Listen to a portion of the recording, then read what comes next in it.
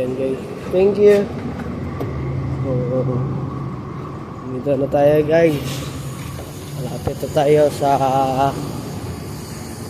Westmont guys, Edmonton Chess Club. So,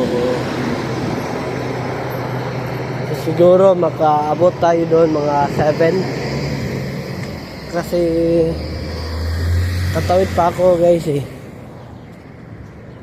Buti na lang dito ako tumawid nag-stop requested kaysa doon unahan. Dalawa yung tatawirin ko, 1, 2, so dito isa lang.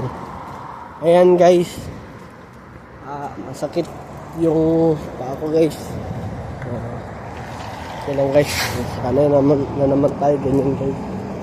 Kahit ako, naka-experience ako dati ng sumakit buong katawan ko guys.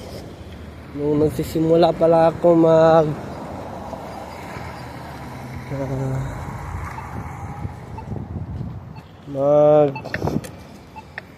workout guys. So ayan guys, 1 week ata yun guys, sumakit yung buong katawan ko guys.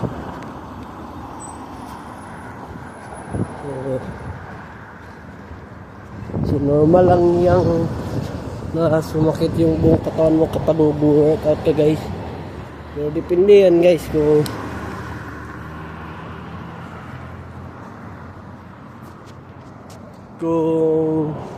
ang katawan mo nasanay na sa pananakit.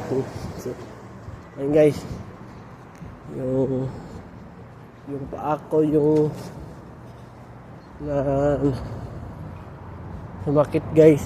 So sa Bisaya guys, bagtak guys. So kasakit guys. So ayan, okay lang guys. So malapit na tayo guys. So siguro hindi tayo makakapagupit ngayon, siguro bukas, pindi lang guys. Pero sabihin ko sa mama ko na bukas ako magpagupit. Depende ngayon kung matatapos yung laro ko 8 o depende guys. Depende sa kalaban ko guys, kasi may mga kalaban akong nag-analyze. Ako din guys, nag-analyze din ako sa laro guys.